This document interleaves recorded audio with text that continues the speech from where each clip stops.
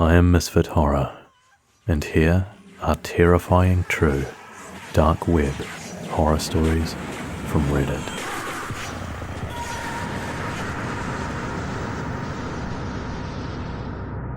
I've always been a curious person, the type who hears about something shady or secretive and immediately wants to see it for myself.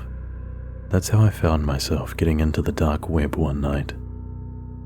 I had read about it on some forums and watched some YouTube videos about the bizarre things that some people had claimed were out there. Illegal markets, creepy videos, all that stuff. But honestly, I thought most of it was just hype. Stories people told to scare each other. I figured I'd poke around, see some weird stuff, and call it a night. Setting up was easier than I expected. After downloading Tor, I started browsing, hopping from one site to another. It was mostly underwhelming. Sketchy marketplaces selling fake passports, stolen credit cards, and other illegal junk. But nothing that really shocked me. Just as I was about to give up, I stumbled on a site called The Watchers. The site was super basic, with a black background and a single red eye as its logo. There were no details or descriptions, just a single link that said, "Enter if you dare." I hesitated for a second, but my curiosity got the better of me, and I clicked it. The screen went black for a moment, then a video player loaded. The title read Live Feed 23. At first, the video was just static. I almost closed it out, thinking that it was broken or another dead link. But then, the picture cleared up, and I saw a man sitting in a chair in what looked like a basement. His hands were tied behind his back, and there was a gag in his mouth. His eyes were wide, and you could see the fear in them. It felt different from the usual horror stuff online. Too real, too raw. The camera was shaky, like someone was holding it but trying to keep still. It panned around the room, showing the guy tied up, the bare concrete walls, and a single dim light bulb hanging from the ceiling. It looked like an unfinished basement or some abandoned building. No windows, just one door behind him. It had this unsettling vibe, like something horrible had happened there, or was about to. The chat box on the side of the screen started lighting up. There were about a dozen people watching, typing these vile comments like, "Cut him and make him scream." I felt a knot in my stomach. This wasn't some movie or a prank. This was real, and these people were getting off on it. The guy in the chair started to squirm, his muffled cries barely audible through the gag. He was looking right into the camera, his eyes pleading for help. I wanted to look away, to close the browser and forget I'd ever seen this, but I couldn't. It was like I was frozen, my hand hovering over the mouse, but not clicking. Then the camera shifted, and I saw someone else in the room. They were wearing a black hoodie with the hood pulled up, so I couldn't see their face. They walked into the frame slowly, almost deliberately, holding something in their hand. It was a knife. My breath caught in my throat. The chat went wild, people urging the person to do it, to hurt the man in the chair. The guy started thrashing, trying desperately to break free, but he couldn't.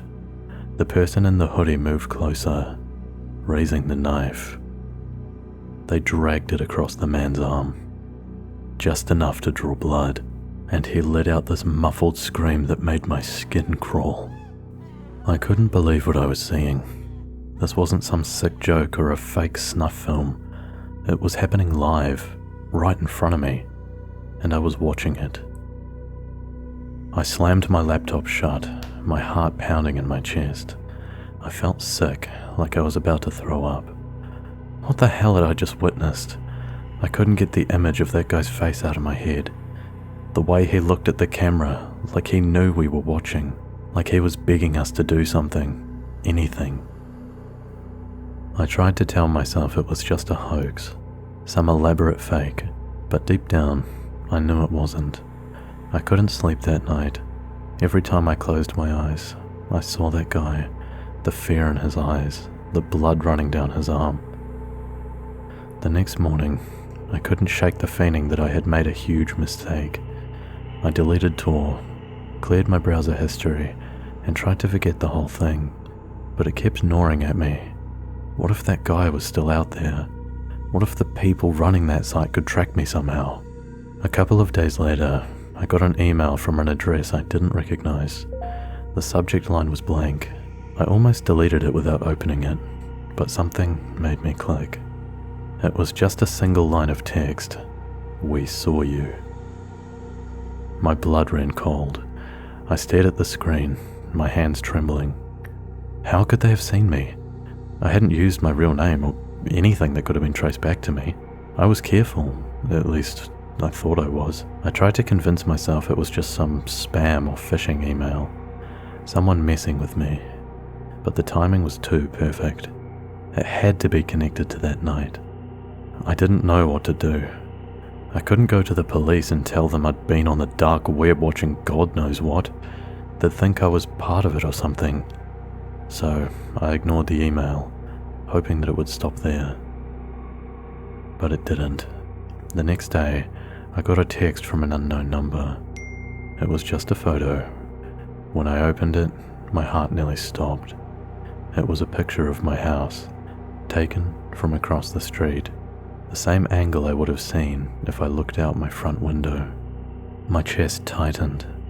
Whoever was behind this knew where I lived. I started to panic, pacing around my house, double-checking all the locks on the doors and windows. I even considered calling the police. But what would I tell them? That someone might be stalking me because I clicked on the wrong link online? I spent that night huddled in my room, every little noise setting me on edge. But nothing happened. No more texts, no more emails. After a few days, things went back to normal, or as normal as they could be after something like that. I started to think maybe it was just a scare tactic, that they'd moved on to someone else, but I can't shake the feeling that they're still out there, watching. Sometimes I'll catch a glimpse of someone standing across the street, or feel like I'm being followed. I don't know if it's my mind playing tricks on me, or if they're really there, and that's the worst part. Never knowing where or when they'll decide to do something. So, if you're ever tempted to check out the dark web, take it from me, don't. Some things are better left unseen. Curiosity might not kill you, but it'll make you wish you never started looking in the first place.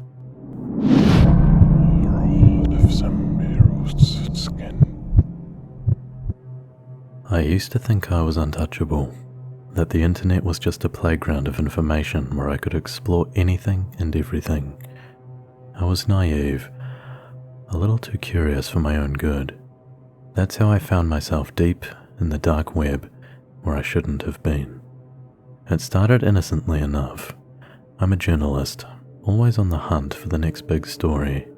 I had heard rumors about the dark web, a shadowy underworld of illicit activities where everything from illegal drugs to human organs were up for sale. I wanted to expose it, to shine a light on the darkness, but I was so wrong about what I thought I knew. I started small, lurking in forums, reading threads, but then I stumbled upon something that piqued my interest. A hacker named Mike, notorious for his skills. He was well known in those circles, someone who could crack anything and find anyone. I thought if I could just get him to talk, it would make for a great story. I created a fake identity, as I always did when working on these types of stories. Sarah Green, a tech enthusiast interested in learning the ropes of the dark web. I reached out to Mike, not expecting much, but he responded almost immediately, intrigued by my apparent innocence and curiosity. We chatted for weeks, mostly about harmless things at first. He would show me how to navigate the dark web, how to stay anonymous. I could feel him testing me, seeing if I was trustworthy. I played along, feeding his ego, letting him think he was teaching me. But every day, I felt more and more like I was playing with fire. Then, one night, The tone of our conversations changed. Mike started to ask more personal questions. Where did I live? What did I do for fun? Did I have a boyfriend? I brushed it off, deflecting with vague answers, trying to steer the conversation back to our original topic. But Mike was persistent. His messages became more suggestive, laced with innuendos that made my skin crawl. "Sarah," he typed one evening, "I feel like we've become close. Closer than I've ever been with anyone online." I froze, my fingers hovering over the keyboard. I should have cut off communication then and there, but I didn't. I was in too deep, too focused on the story. "I guess we have," I replied, hoping to keep him on track. His response came almost instantly. "I think I deserve something in return for all the help I've given you." A chill ran down my spine. "What do you mean?" "You know what I mean. I've been more than generous with my time and expertise. I want something from you, Sarah. Something real." I tried to laugh it off. "What are you asking for?" His reply was blunt. "Pictures. I want to see you." My heart raced. This wasn't just harmless flirting anymore. This was a demand, a dangerous one. I typed out a refusal, trying to keep it light, trying not to anger him. But Mike didn't take no for an answer. "I've been nice, Sarah. But I can find out who you really are, where you live. I have that power, you know."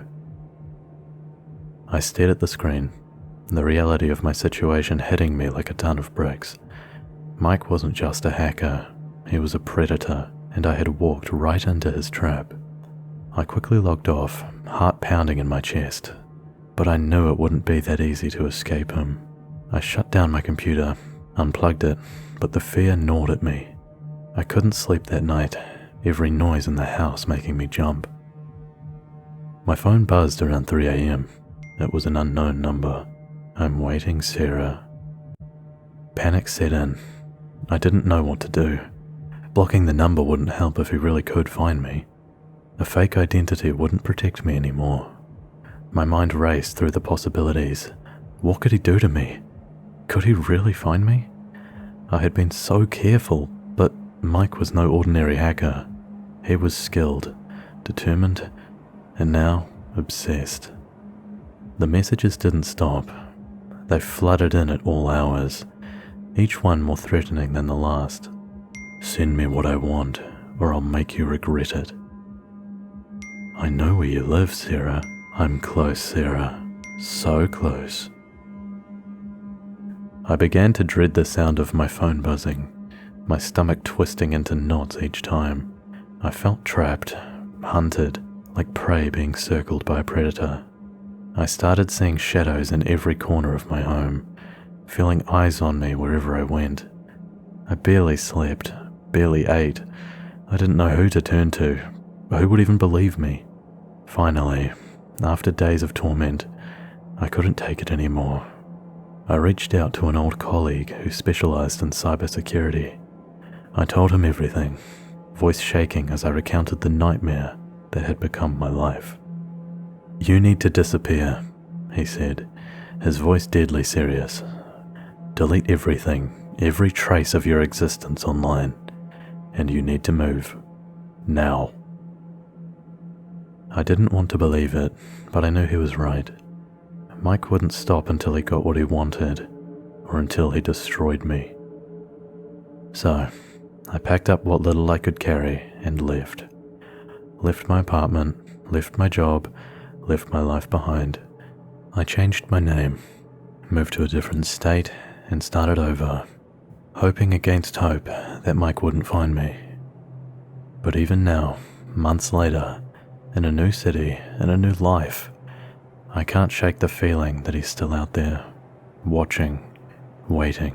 Every time I open my laptop, I expect to see his message. Every time my phone buzzes, I feel that familiar dread. I'm constantly looking over my shoulder, haunted by the fear that one day he'll find me again, and this time I won't be able to run. The dark web isn't just a place, it's a trap, a vortex that can pull you in and never let you go, and I was foolish enough to step into it. Now, I'm just trying to survive the darkness that followed me back.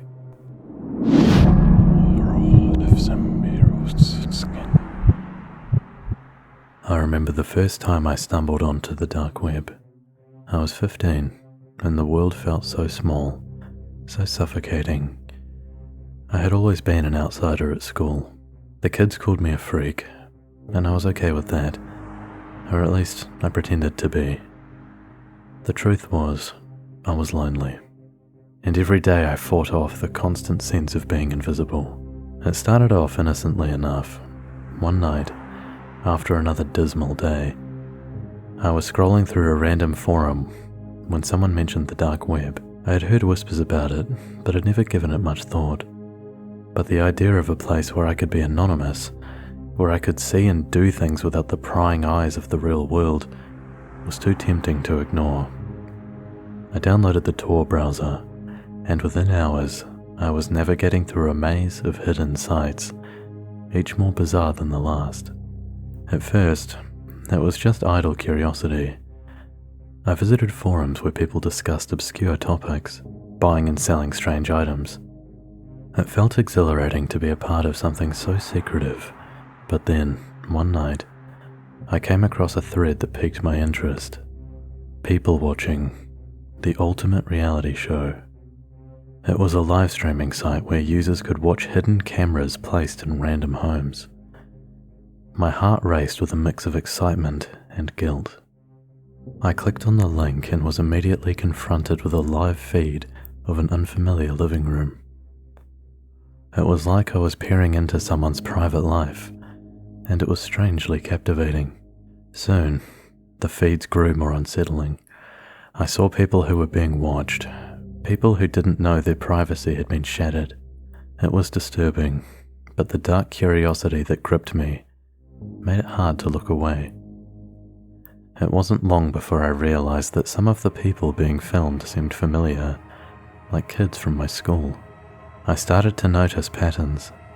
A girl named Emily, who always sat alone at lunch, was frequently featured. There was Lucas, the football player who had once shoved me into a locker. The feeds showed them in the most mundane, private moments. Emily brushing her teeth, Lucas arguing with his parents. It was like I was a ghost, hovering over their lives, watching every detail unfold. The more I watched, the more I felt a twisted sense of power. I knew things about them that they would never share with anyone. I began to feel a sick pleasure in knowing that I could see them, but they had no idea that I existed. But I wanted to know more, to dig deeper, so I found a way to hack into their personal devices. Using skills that I picked up from online tutorials, I bypassed the security on their phones and computers. One night, after weeks of lurking, I found something I wasn't prepared for. I accessed Emily's computer and discovered a folder labeled Diary. It was full of her most private thoughts, her fears, and her dreams. I felt a pang of guilt, but quickly buried it under the thrill of my discovery. Lucas had similar files. His struggles with his family and his deep-seated insecurities. I had a front row seat to their personal lives, and it felt like I was living inside their heads. Then, something changed. I started to get strange messages on my dark web account. They were cryptic at first, just short, unsettling lines of text. I see you, you're not alone. I brushed them off as pranks, or just other users trying to scare me. Then came the video. It was an anonymous upload titled Watch and Learn. I clicked on it, and a chill ran down my spine. The video showed a montage of scenes from the feed that I had been watching. Emily, Lucas, and others, but there was something different. In the background of each clip, there were shadowy figures moving, barely visible but undeniably present. It was as if someone had been watching me watch them. I couldn't sleep that night. My mind raced with paranoia. What if someone had been tracking me too? What if my actions had consequences beyond what I could comprehend? The thought of being discovered and facing the people that I had intruded upon was terrifying. The next day at school, the atmosphere was different. I noticed students casting wary glances at me, and whispers seemed to follow me wherever I went. It felt like I was suffocating under the weight of their scrutiny. I tried to brush it off, but the feeling of being hunted was overwhelming. As the days passed, the messages and videos continued. Each one was more direct, more threatening. One message read, "Time to pay for your sins." I realized that someone was onto me, that the anonymity that I had so relied on was slipping away, that I had become the prey in a game that I never meant to play. One evening, I decided to confront the source of my torment. I accessed the dark web again, determined to find out who was behind the messages. I found a thread that seemed to discuss the same video that I had seen. The users were talking about how the Watchers would expose and punish those who abused their power. The reality hit me like a freight train. I was being hunted by the very people that I thought I could control. That night, I received an email from an unknown address. It contained a single line of text, "Come and see what you've done." Attached was a link to a live stream. I hesitated but knew I had no choice but to click on it. The stream opened to a dark room with a single chair in the middle. The room was empty except for a camera pointed directly at the chair. The feed was eerily quiet. Then, a figure appeared on screen. It was me. The realization crashed over me like a tidal wave. They had hacked into my room, my space. They knew everything about me. The figure in the chair was an exact replica of me, and it was clear that this was no ordinary prank. They had found a way to invade my privacy and were now taunting me with the consequences of my actions. The next morning, I woke up to find that my personal information, my address, my family's details, had been posted online. It was a nightmare come to life. I was paralyzed with fear. Knowing that the anonymity that I had once taken for granted was gone, I was exposed, vulnerable, and my once anonymous existence had been turned into a living nightmare. In the days that followed, I realized the full extent of my mistakes. I had played with something beyond my understanding and had paid the price for my curiosity and recklessness. The dark web had promised anonymity and power, but had delivered nothing but fear and consequence. I had become a cautionary tale, a reminder of the dangers of crossing lines that should never be crossed. As I slowly retracted from the dark web, I tried to rebuild my life, but the lessons learned were permanent. The echoes of my actions haunted me, and I understood that some boundaries should never be breached. The dark web wasn't a playground. It was a realm of shadows, and I had learned that the hard way.